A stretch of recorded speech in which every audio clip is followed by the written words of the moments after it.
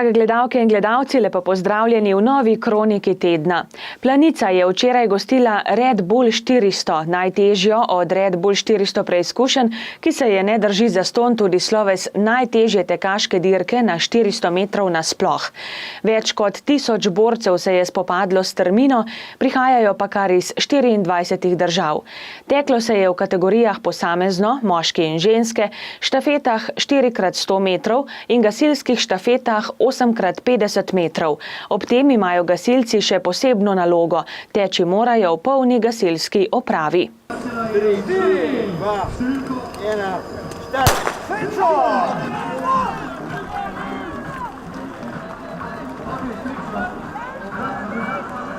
Gleda, so te jaz poklice vzeli slučajno, ne?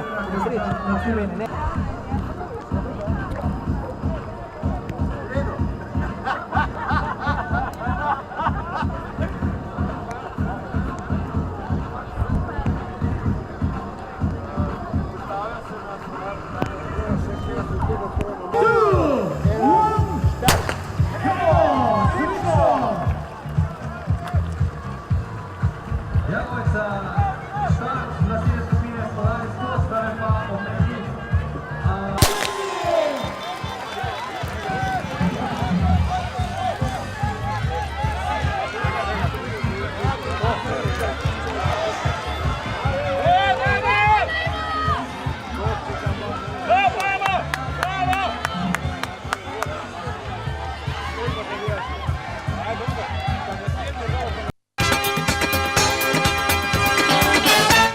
V petek je bil v Slovenskem planinskem muzeju v Mojstrani muzejski večer z naslovom Služba in družba, življenje gorskega vodnika. Predaval je gorski vodnik Mitja Šoren. In ker smo že v Slovenskem planinskem muzeju v Mojstrani, ta je letošnji dobitnik nagrade sklada kralja Alberta I., ki se podeljuje vsaki 2 leti posameznikom in institucijam za vidne rezultate v odnosu do gora, ki imajo pomemben vpliv na gorski svet oziroma so dosegli odlične rezultate pri obravnavi tem, ki se nanašajo na gorski svet. Poleg veleposlanika Republike Slovenije v Švici magistra Franca Mikše so se podelitve iz Slovenije udeležili še vodja projekta Slovenski planinski muzej Miro Eržen, direktorica muzeja Irena Lačan-Benedičič in kustodinja Elizabeta Gradnik ter predsednik Planinske zveze Slovenije Bojan Rotovnik. Slovenski planinski muzej deluje kot enota Gornjesavskega muzeja Jesenice, katerega soustanoviteljica je občina Kranjska Gora, ki zagotavlja večino, skoraj 80% potrebnih finančnih sredstev, poleg Ministrstva za kulturo. Posebno pomembno vlogo imajo partnerji Slovenskega planinskega muzeja, Planinska zveza, ustanova Avgusta Delavca in Triglavski narodni park, ki prispevajo tudi k prepoznavnosti projekta. Do vključno 31. oktobra bodo RTC žičnice Kranjska Gora obratovale od petka do nedelje od 9. do 17. ure.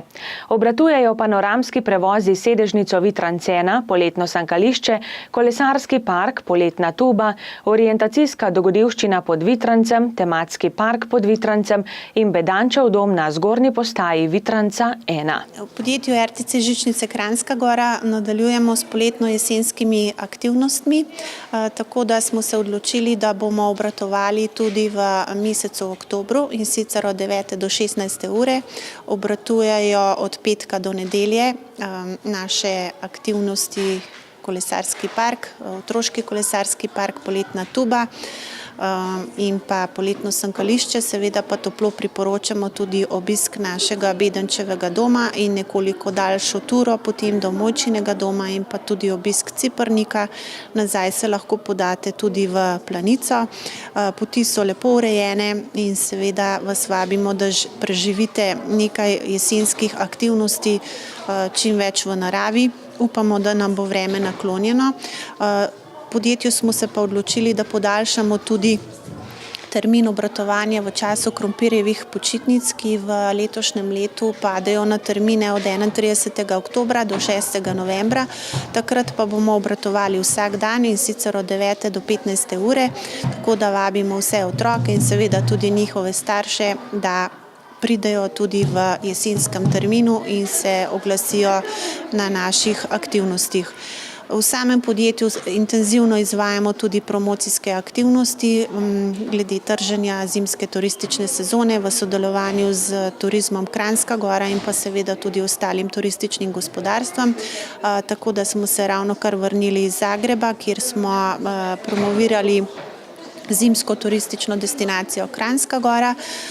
V Zagrebu so potekali dnevi slovenskega turizma v organizaciji Slovenske turistične organizacije in pa seveda veseli smo, da nas vsako leto povabijo zraven.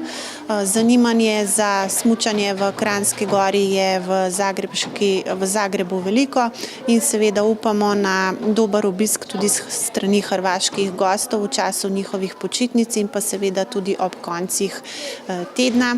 Odhajamo tudi v sklopu turističnih društev iz občine Kranjska Gora na promocijo konec meseca oktobra v Koper in seveda izkoristimo vse priložnosti, da lahko čim bolj enotno nastopamo in pa seveda promoviramo našo dolino. Kot sem že povedala, oziroma naše podjetje začne tudi s predprodajo smučarskih vozovnic. Za predprodajo smo se odločili, da letos začnemo s 1. oktobrom, tako da je možnost nakupa ugodnih smučarskih vozovnic od 1. oktobra dalje in seveda bo predprodaja trajala do vključno 30. novembra in vabim vse domačine in pa tudi vse ostale prebivalce občine Kranjska Gora, da se odločijo za ugodnejši nakup smučarskih vozovnic. Če nam bo le uspelo, pa bomo sezono začeli v petek 25. novembra z odprtjem vsaj ene ali dveh vlečnic, tako kot vsako leto, seveda pa nam mora pri tem pomagati tudi narava oziroma ugodne nizke vremenske temperature, da bomo lahko začeli z izdelavo umetnega snega. Vabljeni na nakup smučarskih vozovnic in pa seveda tudi na naše jesenske aktivnosti. Turistično društvo Kranjska Gora je letos znova spodbujalo šolarje, da doma gojijo gorenjske nageljne in s tem polepšajo ne le domač balkon, ampak tudi kraj. Spomladi sadike dobijo, jeseni pa jih posebna komisija tudi oceni. Turistično društvo Kranjska Gora vsako leto v mesecu septembru organizira tudi ocenjevanje nageljčkov, ki jih razdelimo otrokom iz osnovne šole Josipa Vandota v Kranjski Gori nekje v mesecu maju. Rada bi poudarila, da smo izredno veseli, da nadaljujemo s tradicijo gorenjski nageljni na gorenjske balkone. To je tudi projekt, ki ga podpira Gorenjska turistična zveza in seveda na vsakoletnem srečanju gorenjskih turističnih delavcev podelijo tudi priznanja za najlepše gorenjske nageljne. In veseli smo, da tudi vsako leto v ožji izbor pridejo nominiranci iz občine Kranjska Gora in po do sedaj podeljenih priznanjih imajo najlepše nageljne v Ratečah. Tako da tudi ob tej priložnosti iskreno čestitam vsem dobitnikom priznanj. Je pa seveda res, da to tradicijo nadaljujemo tudi tukaj in tudi tukaj komisija oceni nageljčke, ki jih otroci prinesejo na ocenjevanje in potem seveda 3 najlepši nageljčki dobijo tudi priznanja strani turističnega društva Kranjska Gora in kot sem že povedala, lep projekt, ki ga z veseljem nadaljujemo in ki ima že dolgoletno tradicijo tudi v turističnem društvu Kranjska Gora. Drage gledalke in gledalci, v drugem delu Kronike tedna bomo prelistali še koledar prireditev.